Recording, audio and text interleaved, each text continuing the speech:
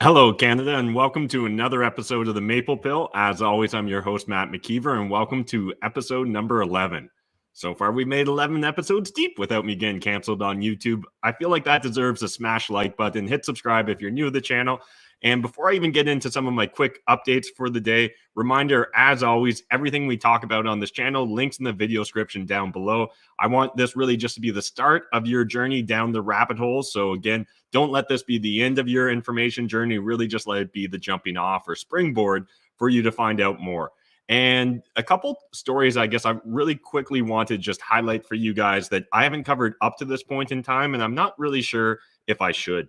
I'm sure you guys have noticed so far throughout this show, I've got a bias towards focusing on stories that involve Canada as well as individual freedoms, the COVID narrative, and kind of everything in that Venn diagram there. Now, one story that's on my radar that I'm paying attention to that we haven't covered so far is the story of Ukraine and Russia. And I guess I'd love to get your thoughts, your perspectives. Is that story you're following? Is that story you think I should be covering here on the Maple Pill? And as well, I'd love to hear, do you think, is this just a giant distraction? Is this the next story we're going to pivot to if the COVID narrative continues to fall apart? Let me know your thoughts and your opinions in that comment section. But otherwise, let's jump into a couple of quick updates before we get into the blue pill. So first thing I just want to cover here with you guys is from CTV News. More than 330 Ontario schools report absence rates of 30% or higher.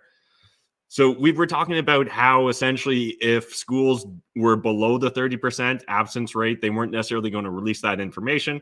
Well, it turns out a lot of schools, I don't know how many schools are in Ontario, but this sounds like a lot, that over 330 were. And some of the details here are just really interesting. So first thing first, data published Monday shows nearly 337 schools had hit that mark as of Friday, and 111 schools had absence rates higher than 50%. One school in the Niagara Catholic District School Board had an absent rate of 100%. The reasons for that weren't immediately clear, and 21 schools had absence rates higher than 80%. Now, I've got no idea what's going on, but if I had to guess what may be going on here, it feels like either Omicron is the most spreadable disease of all time, or I got a feeling people are getting in their own heads. Or maybe parents are just using this as an excuse for a long weekend for their children. I'm not really sure. But one, if you guys know anything going on with that Niagara Catholic District School Board, or if you have kids, or if you are a kid that's going to these schools where even 80% or more of the students were off, I'd love to hear what's going on. Is it truly everyone sick? Is it everyone's just scared to get sick? I can't help but wonder at this point in time if, a lot of parents, a lot of families, and even children have been kind of co-opted or brainwashed by the mainstream corporate press media. And now if they hear of anyone in the school being sick, they immediately pull their kids. Again, this is all me just speculating. There's really not a lot of details in the story, but I can't help but wonder, like, WTF is going on there. So again, if you guys know more, let me know, because I truly am very curious about that. And two more updates I want to cover real quick. I'm sure you guys have seen the posturing from politicians. The Liberals are saying that the trucker vaccine mandates are no big deal and the supply chain's really no risk.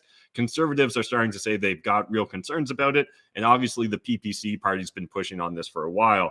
And I just want to highlight this Twitter thread here, because regardless of your politics, I hope that everyone understands just how supply and demand works, and that inherently, if we start banning, say 50% of American truckers and 25% of Canadian truckers from cross-border trips, this is going to have an impact, whether you want it to for your politics or not.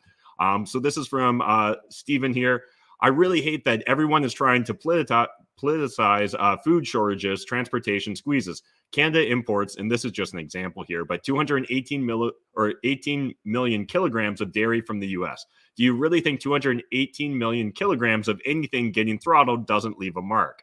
And yeah, this was kind of a quote tweet from, it's telling that, from another person, Andrew here, it's telling that conservatives try to blame alleged milk shortages on border vaccine mandates when greater than 95% of milk sold in Canada is produced domestically. And while that may be true, again, I haven't fact-checked as 95%, but I do know that the Canadian Dairy Board is a cartel that takes their monopoly very seriously. So it wouldn't surprise me to learn that. But even when we're talking about 5% of the supply, all of a sudden having that dry up or be disrupted can have serious impacts across the board to the entire inventory. And Stephen goes on to kind of further elaborate in his Twitter thread. More important is not understanding the squeeze leads to reprioritization of transportation resources. Exactly. So again, it's quite possible that that entire 5% could, in theory, dry up if all of a sudden they reprioritize to other higher profit like routes, right? Or other goods and start bringing them on their routes. If there's a 5 to 10% reduction in shipping capacity, do you think all segments decline? No, there is competition for existing resources. Low-priced goods are dropped first. Let's say you have domestic transport company. The cross-border drop of only 5 to 10% means they'll pay you to do a higher price cross-border shipments. What do you think happens? Either a domestic shipper needs to pay the same or domestic capacity disappears. 100%. So again, while we may not live in a perfectly free market, there is at least a degree of competition going on, particularly when we're talking about freight or transportation. And this just seems natural in my opinion. And then Stephen kind of furthers with a quote, "Dumb conservatives, there's plenty of food at my grocery store." And he goes on to explain, you understand having access at your suburban grocery store isn't the same as people having no access to food at their grocery stores, right? And this is something we've been chatting about regularly on this show is what are you guys personally seeing? I'm seeing more and more photos these days from accounts that I slightly trust on Twitter showing that there appears to be real food shortages at some grocery stores. Now, we're not talking like post-apocalyptic shortages, but let's be honest, here in Canada, at least since I've been paying attention to grocery stores, things were almost always full. And it would be very rare that you would ever see a real gap. And it would be very shocking to see an entire section or an entire set of shelves completely vacant or empty of product. And it seems like this is becoming more and more common. Now, again, it's hard to get real exact data on what's going on. All this is anecdotal, but there certainly appears to be a lot of anecdotal evidence. I saw recently, I believe one of the Liberals tweeted something along the lines of thanks truckers for keeping our stores supplied.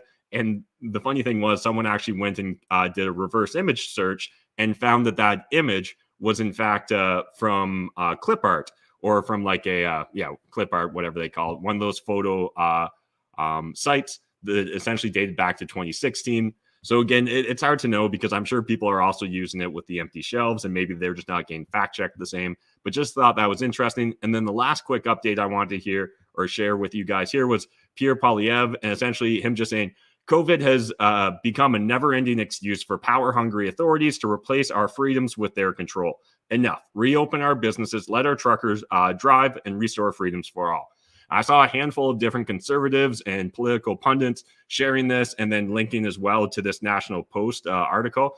And all I want to say is like, kind of feels like you're about 2 years late to the party here, but I guess better late than never. I hope that this isn't just used as political grandstanding, but we actually really start to see pressure applied to the federal Liberal Party to start really reconsidering things, because we'll cover this more in our white pill story of the day. But we're seeing all kinds of countries, particularly in Europe, starting to just throw away the COVID narrative. And while that gives me hope, at the same time, as I mentioned before, it really is scary because it feels like Australia and Canada want to have a death match to see who can out, tyranny each other. And again, admittedly, I'll give it to Australia right now, but I don't think that that's a crown we want to wear with pride.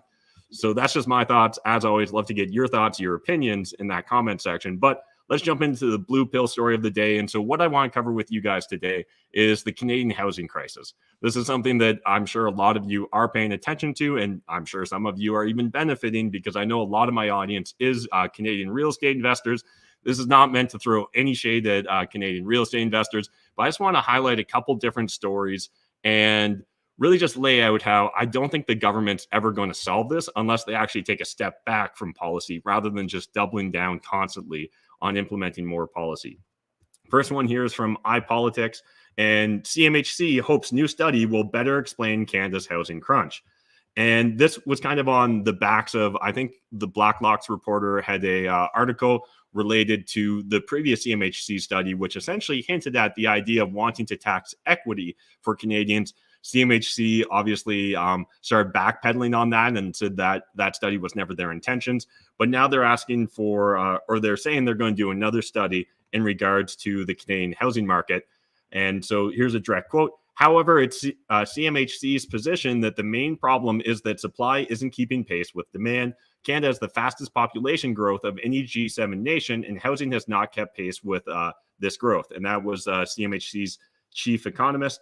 And housing prices in December increased by a record 26.6% from the year before. According to the Canadian Real Estate Association, the average price of a Canadian home rose to $713,500, an increase of 17.7%. About 13% of Canadians live in unsuitable housing or spend more than 30% of their income on rent or a mortgage, Bowers said. Now, one thing I'm just going to point out here is I'm actually shocked. This seems absurdly low in my opinion, that only 13% of Canadians live in unsuitable housing or spend more than 30% of their income on rent or a mortgage. We often hear about how Canadians are spending, on average, I thought it said often 30% for a housing or for their mortgage. So again, maybe I misunderstood the data in the past. Maybe this quote is a little bit out of context, but that actually doesn't sound nearly as bad as I would have expected. Just kind of an interesting point there. And on Friday, Ottawa announced funding for 10,000 more affordable housing units, an increase of 2,500 from an earlier promise to build 7,500 units. Now, let's be honest. It doesn't matter whether we're talking 7,500 units or 10,000 units. It's not really going to make a dent in what's going on in Canada's real estate market. And I don't think you need to be an economist to realize that. And one thing I just want to point upon, oh, come on. Okay, thought that wasn't going to load on me. This is an article from Better Dwelling. Now, this is a little bit older. This was from October 22nd, 2021. But in case you guys didn't know, the world has lots of empty houses, and the world has millions of vacant homes, and 1.3 million are in Canada, OECD said. So Canada has over 1.3 million vacant homes, about 6 years of supply. Canada is one of the highest numbers of vacant homes in the world, with the OECD's latest data shows 1.34 million homes were vacant, or about 8.7% of the country's 15.41 million homes in total. That works out to nearly 1 in 12 homes, or 6 years of housing supply at the average construction rate from 2016 to 2019. Canada has the fifth most vacant homes of the group of advanced economies. Now, again, let's put that into perspective. If we've got almost 15.5 million total homes in Canada, adding 10,000 that are affordable to the supply really isn't going to make a dent. And what we're looking at here, and we've chatted about this in the past, is monetary policy. Monetary policy is what's causing speculation in real estate. It's what's causing individuals and capital to go chasing after real estate as an investment class, because essentially at this point in time, we're in this weird moment where Canada essentially has crazy low interest rates. You know, the average Canadians become beholden or completely gripped by the idea of real estate ownership, and that's kind of their ticket to success. That's their ticket to retirement savings. That's their ticket out of poverty. And so we've got this narrative where politicians, they can't really afford to have houses go down, or they'll lose all the Canadians that are voters that currently own homes. But at the same time, they've got an entire generation that's being priced out of the market, and that generation's getting very frustrated and very vocal about their frustrations, understandably so. And so I just want to highlight that regardless of the fact that they've bumped it up an extra 2,500 housing units, it just literally, it's nothing. That's honestly a rounding error at this point in time when we're looking at the real data. And so just to kind of build upon that a little bit further, I want to highlight this article from BNN Bloomberg. And so it just goes a little bit more into detail about what that federal program to rapidly build homes is doing. And again, the Liberals seem to be patting themselves on the back about this, but when I kind of run the numbers, at least for me personally, I'm not that impressed. In its first round, the Liberals put $1 billion into the program, which helps cities and housing providers buy vacant apartments or hotels and turn them into affordable units or build modular units. That round of funding created some 4,700 units, jumping past expectations, but leaving hundreds of applicants left in the cold when the program ran out of money. The Liberals revamped the program in last year's budget and added $1.5 billion in funding, which now appears to have created about 5,500 units. So if we look at that 5,500 units divided into 1.5 billion, and you're going to find out that I think it works out to roughly 270,000 something is the cost on average for these affordable units that the government's paying. Now, again, the devil's in the details in regards to how this works out, but that's not, depending on where this is located, it's still not that cheap, right? This is costing the Canadian taxpayers a lot of money to provide a very little Band-Aid solution. Like, I don't even know if Band-Aid's the appropriate word at this point in time, because again, when we've got 15 million homes And we've got 8% of the supply that's essentially tied up as vacant investment properties or kind of stores of wealth, I think is probably a better term at this point in time. That 5,500 additional units, the 10,000 units, none of this adds up. Even if we add both those numbers together, again, it's literally not a drop in the bucket. So just want to highlight that really as today's blue pill story of the day. Love to get your guys' thoughts and your opinions. What do you think could actually solve the Canadian housing crisis? Again, in my opinion, this honestly will never get solved until we solve the monetary policy issues. And let's be honest, we're probably never going to solve the monetary policy issues. So the only other thing I could see is a cataclysm in regards to the real estate market and the general economy where everything just implodes. I just can't imagine that they're going to raise interest rates as bullishly as what they've been saying. That's something that we covered last week. And again, it seems like the narrative's already starting to drift because if you haven't been paying attention, the markets have been absolutely getting beat down. I think I saw a headline earlier today that said we'd officially entered recession territory as we're 10% below the all-time highs that were reached earlier in the month. So again, it'll be really interesting to see this week. The Bank of Canada does have an announcement. So we'll see whether they've got the balls to start increasing interest rates. If they do, that may end up causing the real estate market to at least think twice or try and catch its breath a bit. But if they don't do that, I think the markets are going to see that as a sign that, there's going to be dovish policy from here on out. And I think we'll just see the real estate market continue to steamroll a lot of other asset classes. Again, that's my thought. Oh, and then one last thing I did want to highlight on the real estate, I forgot about this story, is, and this is from True North, fewer homes for sale in Canada than at any point on record. So there are currently fewer properties listed for sale in Canada than at any point on record, said CREA senior economist Sean Cathcart. And by the end of December, there was only 1.6 months worth of inventory across the country. So understand that 5,500 units, even if you added that to one individual market, so like you added that all in Ontario, or honestly, you added that all to London, Ontario, it wouldn't take us that long to plow through it because we're in such a seller's market right now. We've talked about this in the past on the Canadian Real Estate Channel, but essentially the idea, again, different realtors have different opinions, but I would often say that a seller's market is probably somewhere between 1 and 4, 1 and 6 months worth of inventory. A balanced market is probably closer to 4, 6 to kind of 8 or 10 months of inventory. And then a buyer's market is going to be anything that's getting closer to a year or longer of inventory. So again, just interesting to see that there's a confluence of factors here that really are making me think that real estate's going to keep rolling forward for the foreseeable future. But let's move on to today's red pill story of the day. And what I want to highlight here is some of the different narratives around what's going on with the Freedom Rally as well as the trucker protest here in Canada. And the first thing I wanted to highlight is, there was a little bit of controversy over CBC's coverage of the trucker protest. And it's really twofold, in my opinion. The first one that I saw circling the internet that I appreciate a bunch of the members of the Problems and Profits Discord were sharing, and again, link to the Problems and Profits Discord. You guys should totally check it out. We've got a Maple Pill section and just kind of a news and current world affairs section that, lots of people are sharing great resources. But the first one was that, there was actually 2 different protests going on in regards to truckers, particularly in BC. There appeared to be, over 100 truckers protesting the fact that road conditions caused like road deterioration and maintenance issues caused by weather. And then there was the big nationwide protest.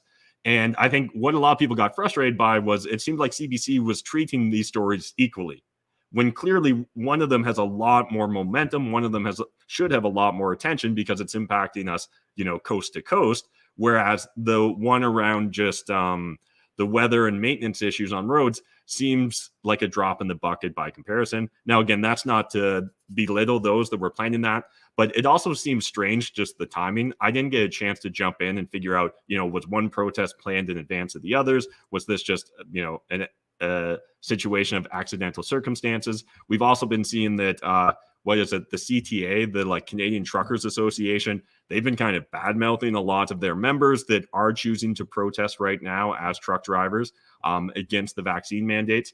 But I personally thought that this was a little bit disingenuous, this headline here from CBC. So hundreds of truckers headed to Ottawa on Freedom Rally convoy against vaccine mandates.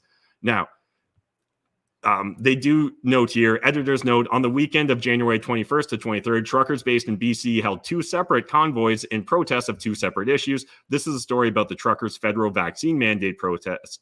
To read the story about the truckers' highway conditions protest, click here.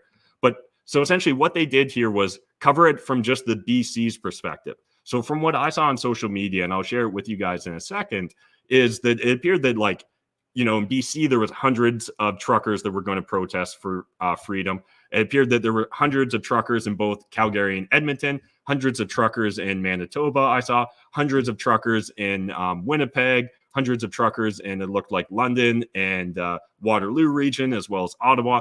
And so when you start to add up all these different segments of truckers, it feels like actually there's probably thousands of truckers. I saw some people throwing out 5,000. Now, again, I didn't see any real evidence where they got the 5,000 truckers that would be protesting. Some people are saying up to 500,000 people will be traveling to Ottawa as part of this protest. Again, that's a really big number. If we even get a fraction of that, that would still be a protest to really stand out. But certainly it seems disingenuous to say in this headline that hundreds of truckers headed to Ottawa when it appears that there was hundreds of truckers from each major city or region in Canada headed towards this protest. Again, maybe I misunderstood. Let me know your thoughts, your opinions in this, but it's hard for me not to assume that CBC's likely got a bit of a bias here. And again, we're going to cover that in a Black Pill story later today. But let's wrap up here. A couple other points from the article I want to share with you guys. The Canada Trucking Alliance and the American Trucking Association say up to 26,000 of the 160,000 drivers who make regular trips across the Canada-U.S. border are likely to be sidelined as a result of the vaccine mandate. Now, again, this number actually looks a little bit lower than some of the previous numbers we've covered here on the channel. But again, it still has a big impact, right? We're still looking at close to a quarter of total truckers that cross the border. That's not an immaterial number. And again, then once you start adding in factors like if there are going to be protests, if they are maybe going to slow down highways or border crossings, that will have a cascading effect onto the truckers that are still able to cross the border. So again, links in the video description down below. But I just wanted to highlight here from Andy Lee's Twitter, where she had a lot of coverage of what was going on with some of the different protests and driving through some of the different cities. Again, these are from different regions here. And it just seems like, again, there's likely hundreds of truckers in each of these regions rather than hundreds of truckers in total that are participating in this protest. Again, I hope that this really gets momentum. I hope that this is a spark that leads to greater and better things here in Canada and really helps drive freedom because we're not very free anymore here in Canada. And so I've also got a link to a Reuters article if you guys want to check that out. But what I did want to highlight here from the National Post is Aaron O'Toole dodges questions on trucker vaccine mandates. It's not for the leader of the opposition or a political party to attend a protest on the Hill or a convoy. It's up to politicians to advocate for solutions.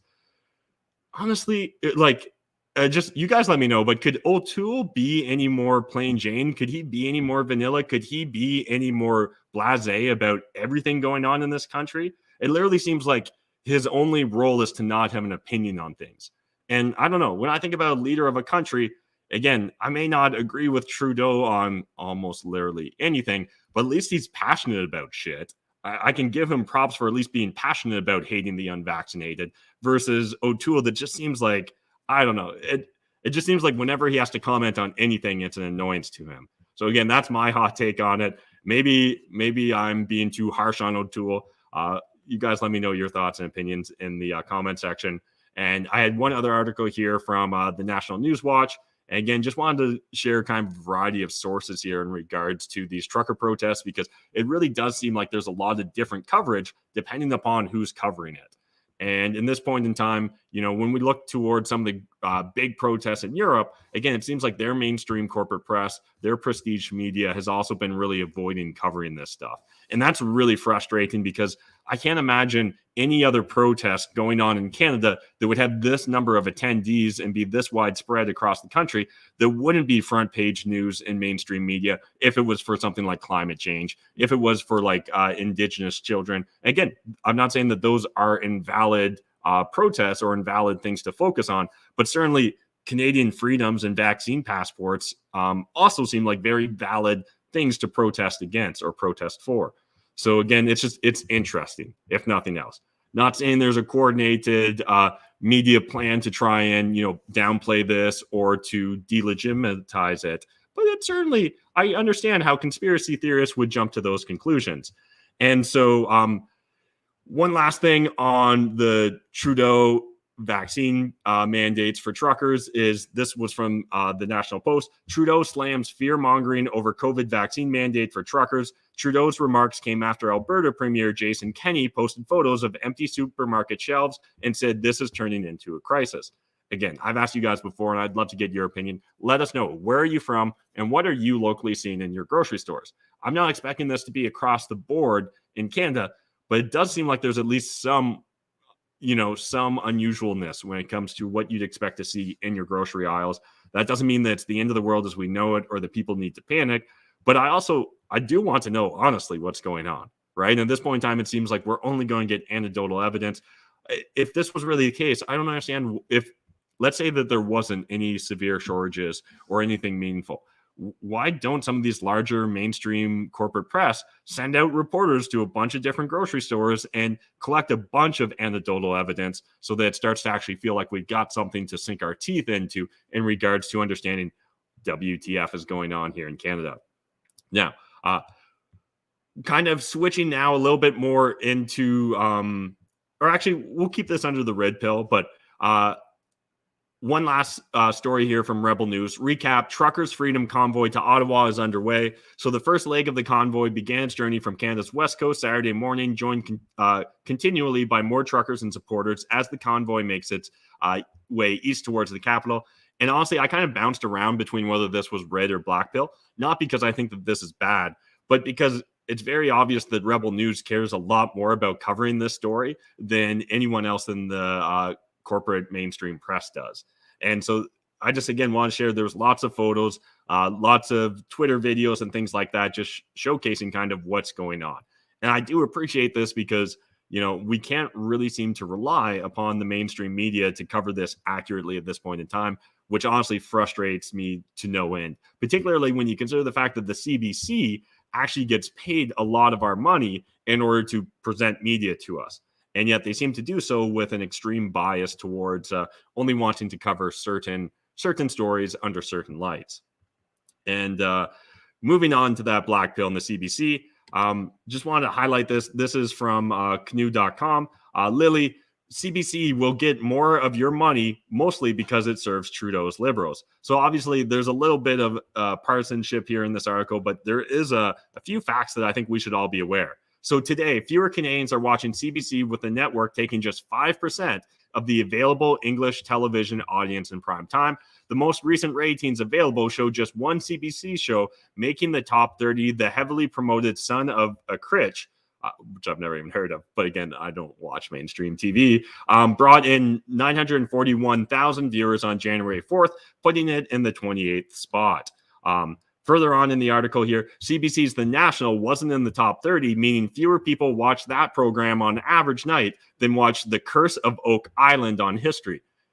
Again, I have no idea what The Curse on Oak Island, The Curse of Oak Island on History is about, but it says something that CBC's The National, their news program, is not getting the same thing as a History Channel show. And again, last time I checked in on the History Channel, it kind of seemed like they went downhill and they weren't doing quite so heavy on the history stuff and a lot more on the drama and the reality TV. But the National, maybe because they struggled to break the 500,000 mark and have been below 300,000 per night. And, it is interesting to see that. And then when we take into consideration that we keep throwing more and more money at the CBC. So in the 2015 election, the Trudeau Liberals promised CBC an extra $150 million per year in funding on top of the $1.1 billion in the base funding.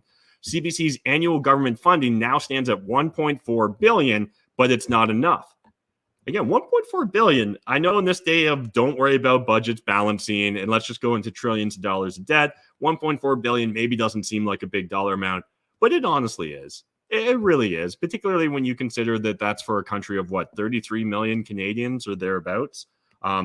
Private broadcasters, online and print media outlets don't start off with an extra $1.4 billion of government money in the bank. In the last couple of years, the Trudeau Liberals have opted to mistakenly spend just shy of $600 million in subsidies among all private outlets. But even that leaves CBC with a hugely unfair advantage.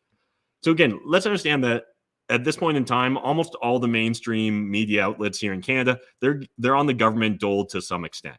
CBC is obviously to a much greater extent, but it's only on what people would call the fringe media, or at least people in the corporate press would call the fringe media, sources like The Rebel, that claim and state on their website that they'll never take any Canadian subsidies or any Canadian government money.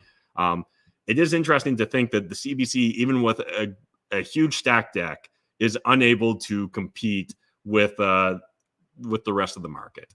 And I think one of the interesting questions in this article that I'll ask you guys as well is, if the CBC didn't already exist, would we need to create it?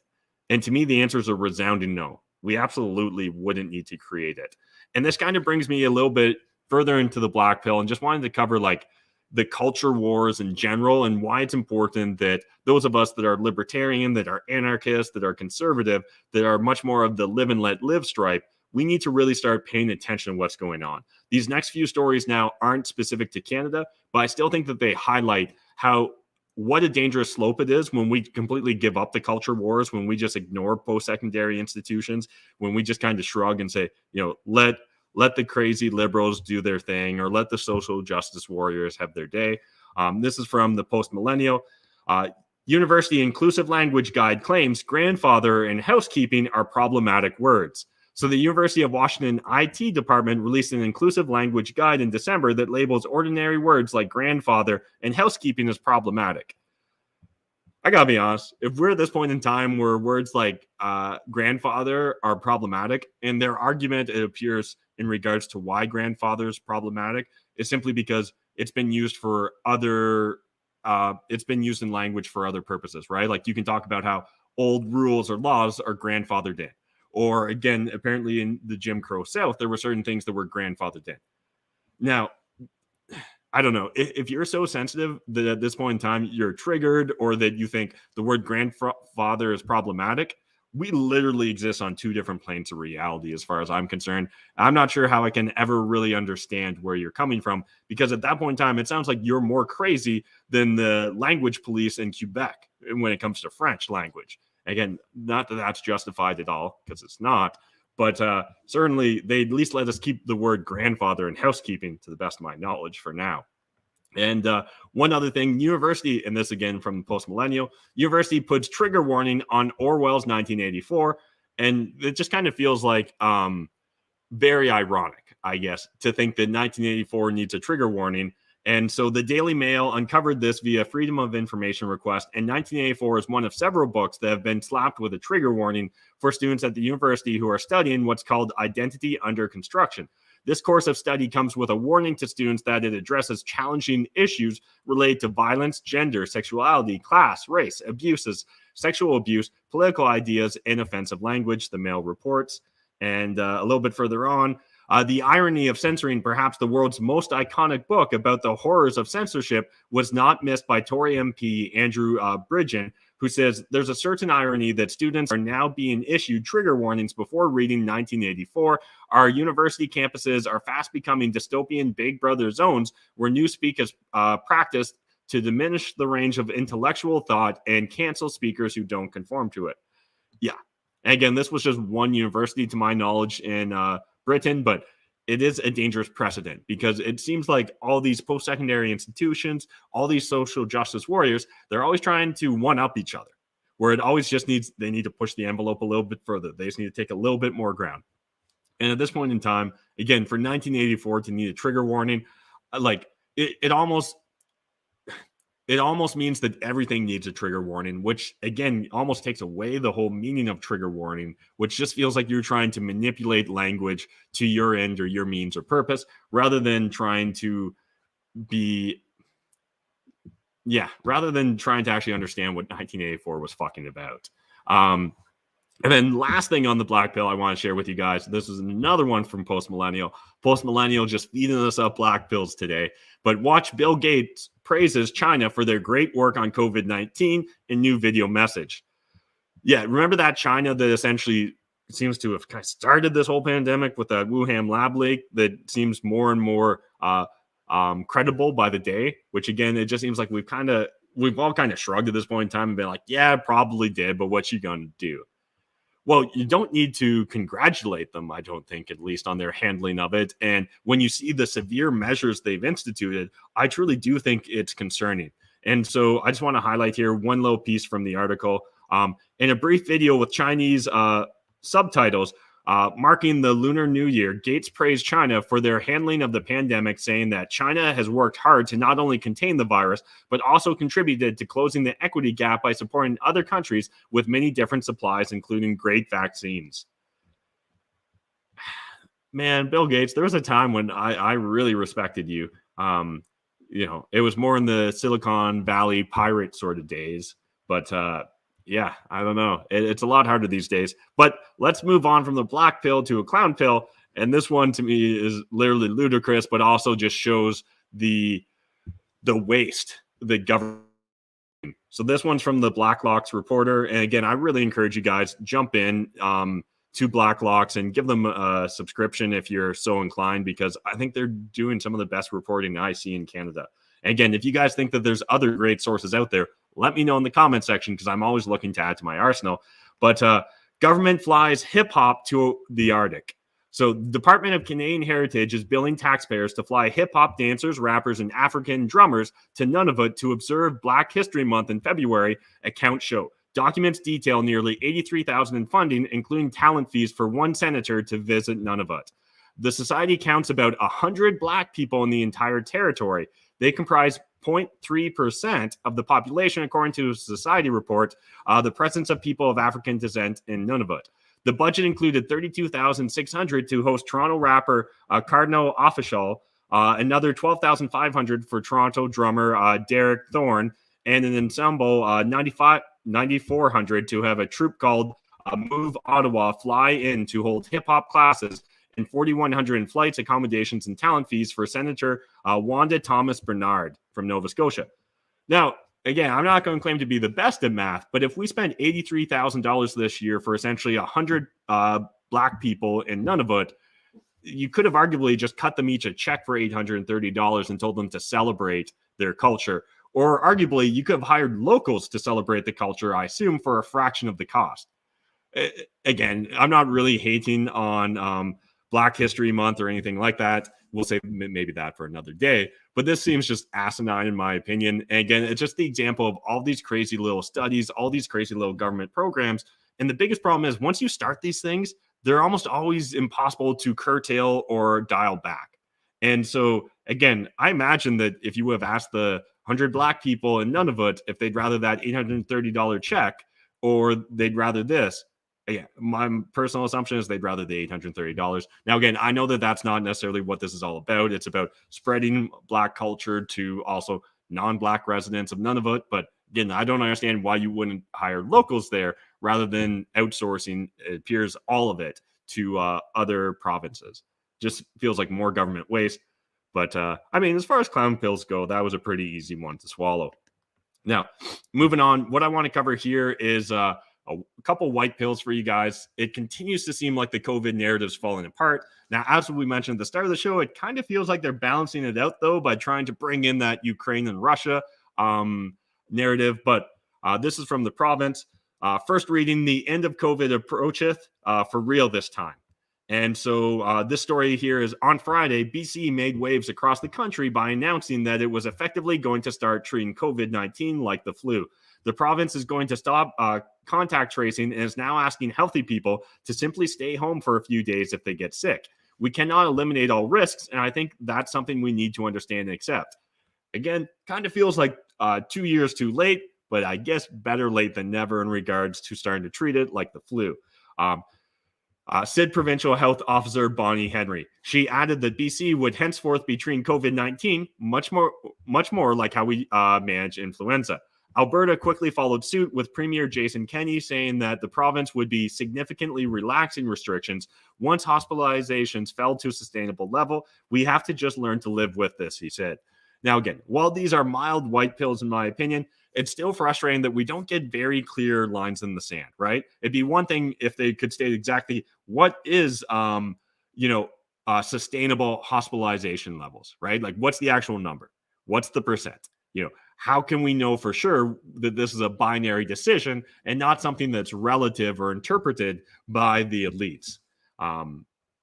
But hey, at least the narrative seems to be shifting mildly closer towards freedom. And another article here from the province, fluization, why Omicron is causing some countries to treat COVID like the flu. Spain, the UK, Ireland, South Africa now treating COVID-19 as an endemic disease like HIV, tuberculosis, or influenza. And again, it is nice to see several European countries starting to move in this direction. I just wish Canada would choose to be at the forefront of this rather than being a laggard. Almost since the beginning, epidemiologists have acknowledged that COVID-19's endgame would be as an endemic illness, a disease like tuberculosis, HIV, and the flu that never truly goes away, but whose spread can be slowed and managed. So again, as we continue to see more and more of these articles and more politicians and health ministers and health experts in Canada start to embrace this narrative, it feels like we're moving towards maybe a summer of slightly more freedoms. But my biggest concern is we're always one new variant, one mutation away from sheer and utter panic from the elites again, because that's what they've done for the last 2 years throughout everything to do with COVID-19. And then kind of moving on, but another white pill I wanted to share with you guys is the fundraiser for Canadian truckers' Freedom Convoy exceeds $3.3 million. So one, this is great. I'm glad to see that there's a movement here that people are getting excited by. Now, again, whenever we see, huge sums of money raised in short periods of time, it also can lend itself towards abuse or manipulation. I hope that that doesn't become the case here. But to me, seeing that $3.3 million was raised in such a short period of time, I've got less concerns about how the money's used and more just the obvious vote of confidence that it seems to be from average Canadians, average Canucks. They're just tired of this. And, maybe this is the best use of their money and time. Maybe it isn't. But it's just nice to see that they want an outlet, that they want to somehow try and make their voice heard, that they want to nudge us towards freedom. Because when you look at a lot of the polls that we see in mainstream corporate press, they're regularly saying that, majority of Canadians are cool with locking you in your homes. They're cool with promoting vaccine passports for indefinitely. They're okay with changing the definition of vaxxed on a whim whenever the government and corporate elites decide so. So again, I do see this as a net positive. I hope that this trucker protest, these freedom rallies really do continue to build momentum, and that we'll eventually start to see politicians outside of just those that represent the PPC party starting to, embrace this. And honestly, I don't know, it's embarrassing at this point in time still that we haven't seen the Conservatives or the NDP or someone try and score political points by embracing this shit, even if they don't believe it. And it seems like most of the time politicians don't believe what they say anyways. So why not embrace the counter narrative here and lean into this when it appears that all the tides are shifting? Now, again, I did share that update from Pierre Poilievre, and there were a few other conservatives that were sharing and kind of beginning to telegraph maybe that they're going to move in that direction. But it just feels so freaking slow still. But hey, I'm going to count it as a white pill because white pills are still sometimes hard to come by. And one last one here from the Post-Millennial. Justin Trudeau has got to go. Large crowds gather in downtown Toronto to protest COVID restrictions. So while protests against the restrictions occur weekly, the day's events was part of a global worldwide rally for freedom and drew at least 3,000 people. So again, this is larger than most of the crowds that I think we've seen in the past. And it appeared that there was lots of activity going on in multiple Canadian cities. So that's great to see. For those of you that are inclined to go protest, I encourage you to do so. Make your voice heard. For those of you that are inclined to create content around it, have tough conversations with friends and family, whatever you do to try and create common knowledge as game theory would dictate is more important than ever before, because again, we're still seeing a lot of those surveys released that show that the average Canadian's cool with all this crazy tyranny. And I think it's more important than ever before, even as we start to maybe see the tide shift and the narrative evolve, that we don't just, assume that it's guaranteed now that we're going to get our freedoms back. Because in the past, if the past is any indicator of the future, the government never gives up power willingly or easily. They're going to need to be forced to do it. And right now, at least it seems appropriate to make them think that the best force is through the ballot box and through public opinion. We'll save more extreme measures for a future video. But again, I think it is important that those of you that are out there speaking, those of you that have been on the sidelines, start speaking out, because let's just wrap this shit up as fast as possible, right? Does that seem reasonable to everyone? So enough of the pills for today. Let's go on to two different memes, and both these memes really made my day. First one here from Parks and Rec. Is there a tax I can pay to stop COVID-19? Or does that only work for climate change? Good freaking question. And so again, link in the video description down below to that meme and this other meme I just found. So I don't actually have it in the video description down below, but if you go to Matt McKeever85 on Twitter, you'll find it under my like post, and that's an easy way for you to find it. But essentially politicians and oh man, I drew a blank on what these guys are now. Gremlins, right? That's the movie. So I forget what they called like the pre-gremlin, but politicians before elected looks like a Furby, and then after elected, full-blown gremlin, or almost that kind of looks like lizard people. Again, I'll leave the conspiracies for you guys, but yeah, that's today's Maple Pill. I hope you guys are having a great start to your week. Smash that like button if you are new to the channel. Hit subscribe if you want to make sure you keep watching these, because there's no guarantee YouTube's going to push or promote this to you. In fact, I would naturally assume otherwise. But before we wrap up, I appreciate all those of you jumping in the comment section. So let's pull up the chat real quick and see what's up. Got a few of the usual regulars. Graham saying Maple Pill makes Monday great. Appreciate that. Abdul saying definitely cover what's going on in the Ukraine. All right. Well, we might need to do a special episode on the Ukraine, because I personally think it's very complicated and complex, but it probably is worthwhile covering, because I think right now there seems to be only two positions presented to the average person. One is like, fuck foreign wars. Why are we getting involved in Eastern Europe? And the other one's, we got to protect a NATO ally, and, we got to bail them out. And honestly, as most things are when it comes to global politics and espionage and all that grand strategy stuff, it's way more complicated. The devil's in the detail. It's a giant ball of wax that's almost impossible to unwind, but maybe we'll try our best. Daniel saying sad all the way around for Russia and Ukraine. Yeah, I don't think there's really a winner right now. David saying, what is the strategic drive for Russia to invade Ukraine? Does the Ukraine have a wealth of resources, oil? Yeah, again, we'll maybe cover that on a future video, but I don't think that's, like, again, Ukraine is the breadbasket, or was the breadbasket of the USSR. It's got a large industrial section to it as well. So, there's advanced cities and stuff in there, but I think it's much more to do with respect and posturing. They also don't like the fact that we're essentially pushing NATO right onto the doorstep of Russia, right? And Russia has a long memory. They're an ancient culture with a long memory, and they remember, earlier on in the 20th century, two giant wars where essentially their enemy swept from Europe across the Ukraine into across Poland and the Ukraine into Russia, and they've always wanted a buffer. The same way that, remember how the U.S. kind of got pissy when Russia tried putting nukes in Cuba? Yeah, and how, U.S. loses its shit whenever a South American country goes communist or even socialist leaning. Arguably, that's the Ukraine to Russia, right? That's why Russia gets so triggered by it, as well as, obviously Crimea and getting,